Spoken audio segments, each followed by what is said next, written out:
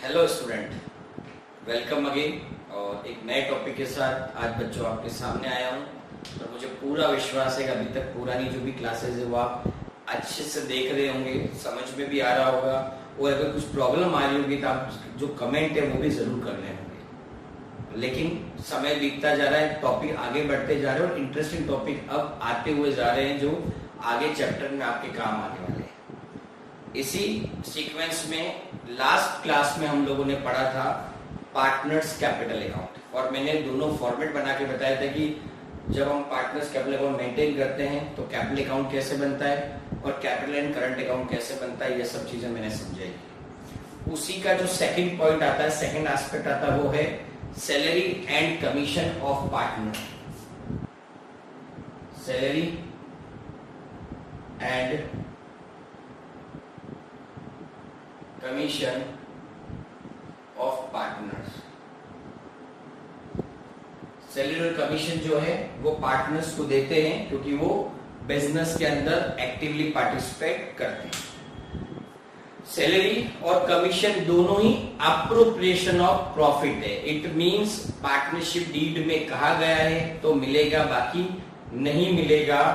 और सबसे बड़ी चीज, अगर फर्म प्रॉफिट में है तो मिलेगा, बाकी नहीं मिलेगा, बिकॉज ये एप्रोप्रिएशन ऑफ प्रॉफिट है। सैलरी नॉर्मली क्या होता है, मंथली या ईयरली पे होती है, और जो आपका कमीशन होता है वो परसेंटेज ऑफ प्रॉफिट होता है, उस पे आपका जो है वो पे होता है।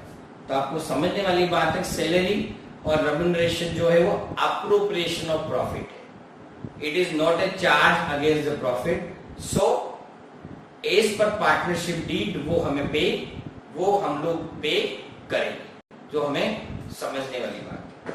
अब हम लोग आगे की बात यहाँ पर समझते हैं कि सैलरी तो मंथली और ईयरली पे हो जाएगी, लेकिन जो कमीशन होगा वो परसेंटेज के ऊपर पे होगा। तो वहीं पर दो कंडीशन आती है कि परसेंट जो भी कमीशन होगा वो परसेंटेज ऑफ नेट प्रॉफिट होगा, वो बिफोर चार्जिंग सच कमीशन होगा, और एक और होगा percentage of net profit after charging such commission. दोनों ही केस में एक स्टैंडर्ड फॉर्मूले हैं जो हमें अप्लाई करने पड़ेंगे, जो हम यहाँ पर समझेंगे।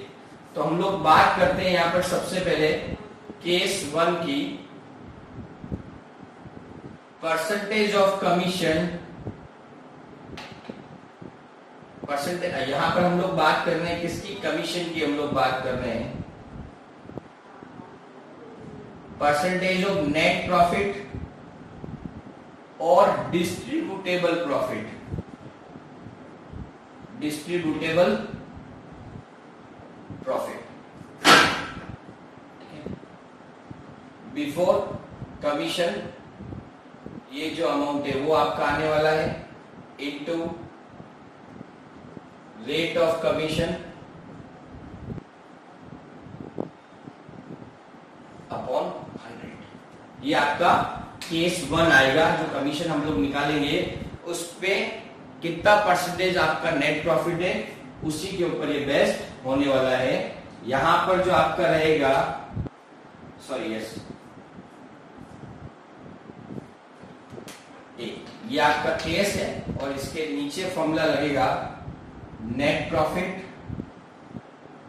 और distributable profit into rate of commission upon 100। जब परसेंटेज ऑफ नेट प्रॉफिट और डिस्ट्रीब्यूटेबल प्रॉफिट बिफोर कमीशन जब आता है तो यह आता है बिफोर कमीशन, जिसको हम लोग बोलते हैं बिफोर, मतलब बिफोर चार्जिंग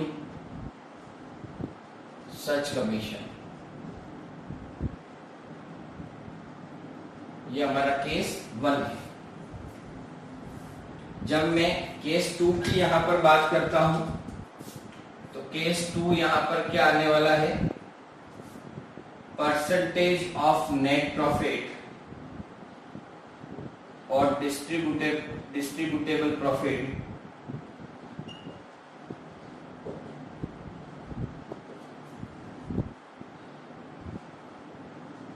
बिफोर कमीशन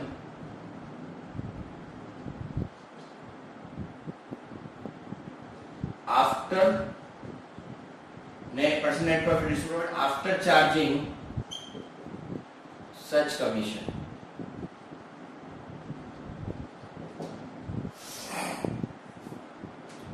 तो वहां पर जो आने वाला है फॉर्मूला वो आने वाला है आपका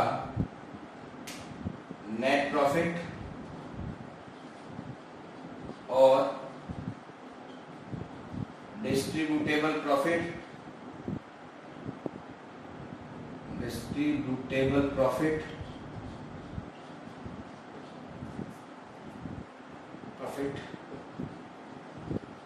before commission into rate of commission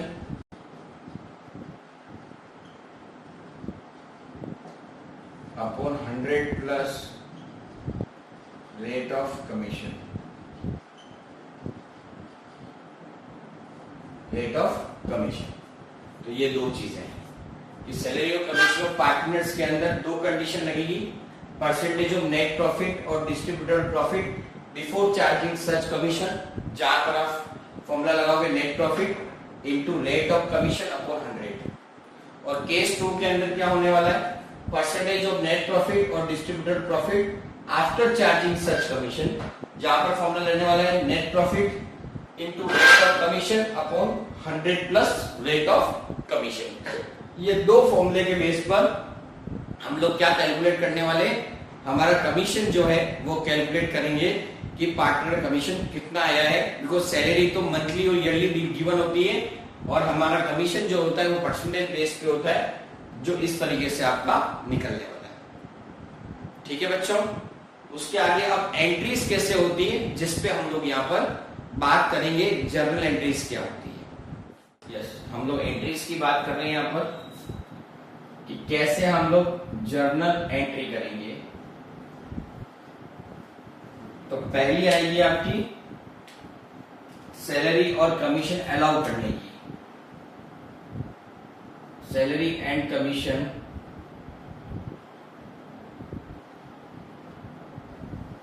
allow. तो वहां पर जो हमारी एंट्री बनने वाली है वो हमारी बनने वाली है सैलरी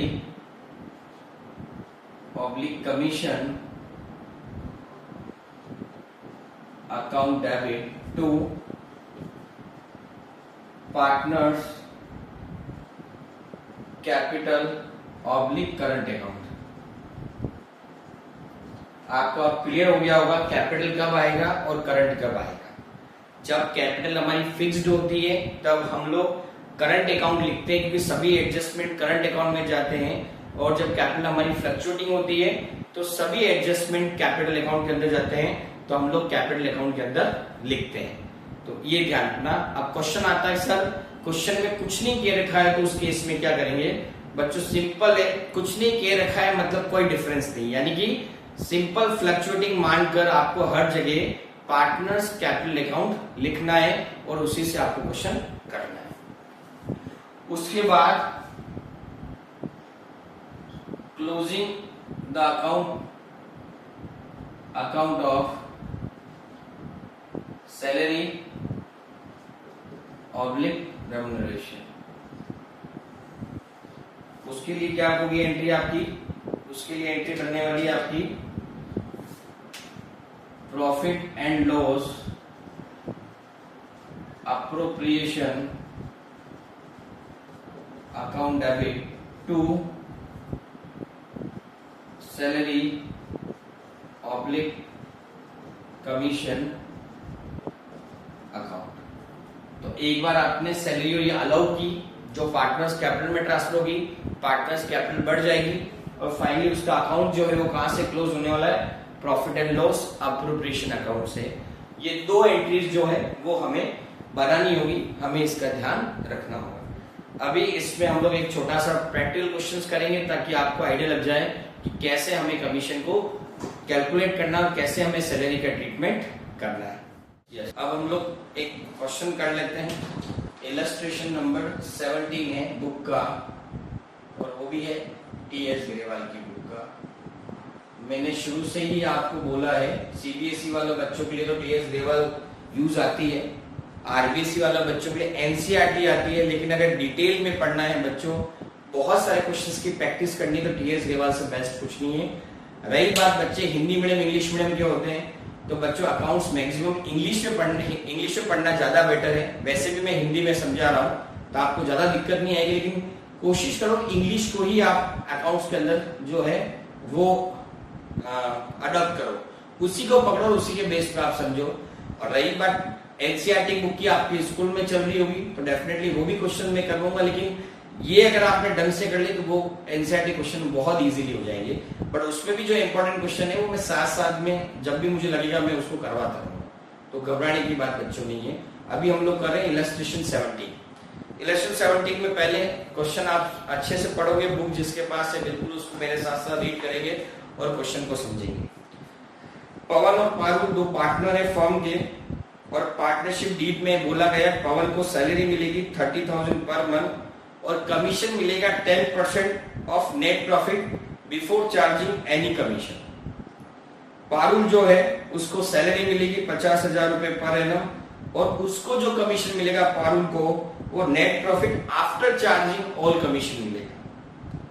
अब और ये कह रहे प्रॉफिट जो है after charging salary, after partner salary but before commission to partner जो कितना है 5,50,000 है।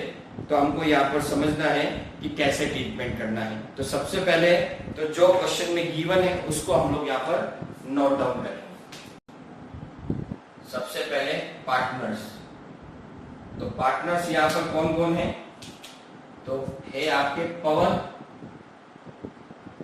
और पारुल, उनको सैलरी गिवन है, सैलरी एक को गिवन है पार्टनर को 30,000, पवन को गिवन है 30,000 पर मंथ इंटू 12 यानी कि 3,60,000 और दूसरा गिवन है सैलरी कितनी 50,000 पर एनम,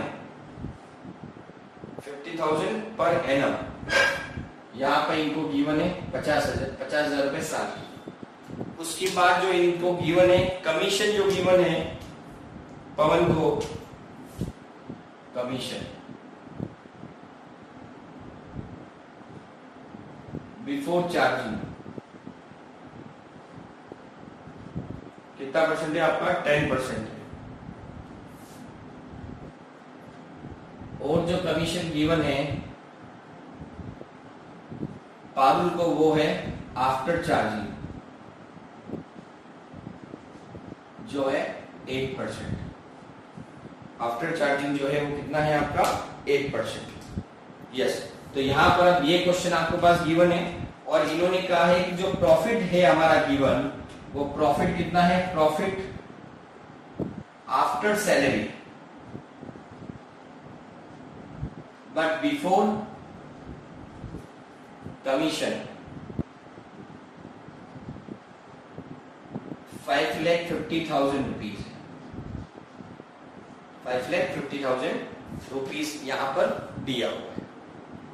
अब ये कमीशन और ये कमीशन दोनों ही नेट प्रॉफिट पर दिया हुआ है, ये जो 10% ऑफ नेट प्रॉफिट है, तो यानी कि यहां पर डिस्ट्रीब्यूटेबल प्रॉफिट गिवन है, नेट प्रॉफिट नहीं, हमको नेट प्रॉफिट यहां पर जो है वो निकालना है। नेट प्रॉफिट जो है वो हमको यहाँ पर कैलकुलेट करना पड़ेगा और नेट प्रॉफिट निकालने के लिए आपको क्या करना पड़ेगा, जो सैलरी लेस है आफ्टर चार्जिंग सैलरी जो प्रॉफिट दे रखा है उसको हमें वापस सैलरी को एड बैक करना पड़ेगा। जब तक वो एड बैक नहीं होगी तब तक प्रॉफिट आपका बिफोर चार्जिंग बनने वाला नहीं है, ये चीज हमको यहाँ पर देखनी है। तो हम लोग यहाँ पर देखिएगा profit and loss appropriation account बना रहे हैं, profit and loss appropriation account for the year ended 31st March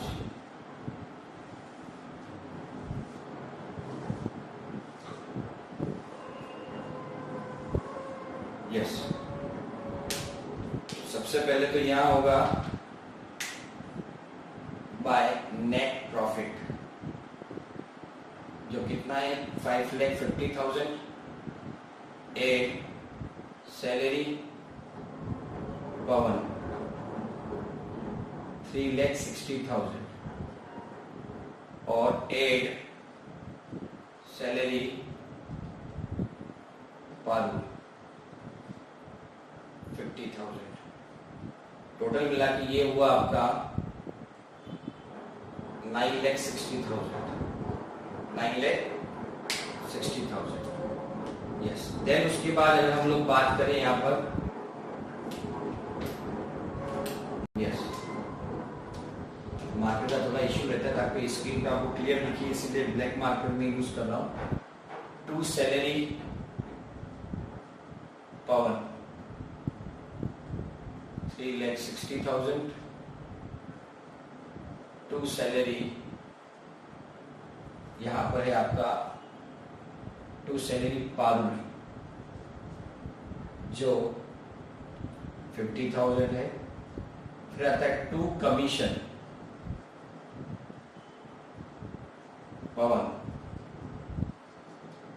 जो नेट प्रॉफिट का 10% गिवन है, तो ये आ जाएगा 96,000। फिर आएगा टू कमीशन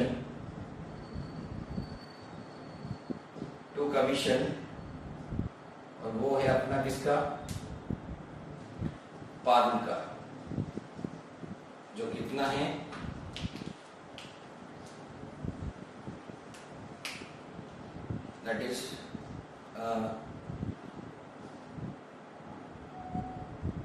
9,60,000। यस, 8% आपके पास गिवन है। 8% किसका लिखा हुआ है इन्होंने, 8% of net profit after charging all commission. After charging all commission लिखा हुआ क्लियरली। ऑल कमीशन में एक कमीशन तो निकालना और एक कमीशन ऑलरेडी हमने निकाल दिया है, इंटू 8/108। तो आप देखिए कितना आएगा, 96 में से अगर ये चले गए तो 36 करेंगे तो 60 36 864 इंटू 8/108।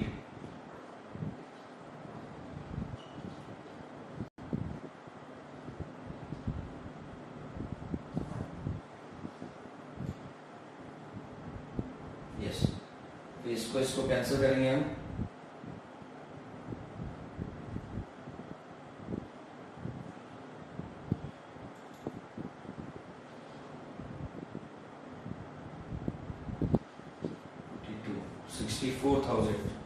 यस, कितना आ गया आपका यहाँ पर 64,000। अब जो भी डिफरेंस बचेगा वो कौन बांट लेगा, ओल्ड पार्टनर ओल्ड रेशियो। और क्या लिखेंगे, पार्टनर्स कैपिटल या करंट, तो ऑब्वियसली कुछ नहीं लिखा हुआ, क्वेश्चन साइलेंट है, हम लिखेंगे partners capital account. Partners capital account, तो कितना हो जाएगा 9,60,000 माइनस 4,10,000, तो ये हो गया आपका 5,50,000 माइनस में हो गया 96,000।